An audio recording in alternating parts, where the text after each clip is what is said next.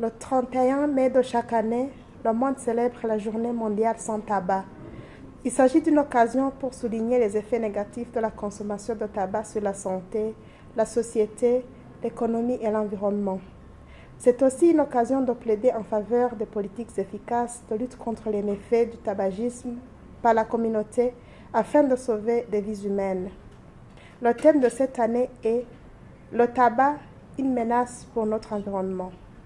Il permet de mettre en évidence l'impact environnemental de l'ensemble du cycle du tabac, depuis la culture, la production et la distribution jusqu'aux déchets toxiques qu'il génère.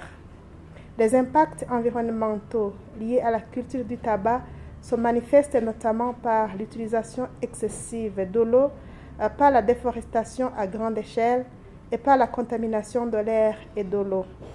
La culture du tabac expose les agriculteurs à plusieurs risques pour la santé, notamment la maladie du tabac vert qui résulte de l'absorption de nicotine par la peau lors de la manipulation des feuilles de tabac humides, ainsi que l'exposition aux pesticides et à la poussière de tabac.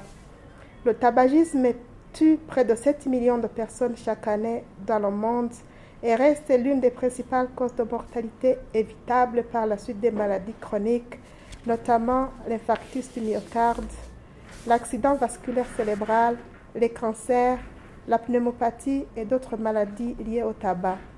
C'est dans ce cadre que nous lançons l'appel au secteur public et privé, tout comme la société civile d'une manière générale, pour jouer un rôle dans la lutte anti-tabac en vue de susciter une prise de conscience de l'effet négatif de la consommation du tabac sur la santé, l'environnement et le développement socio-économique.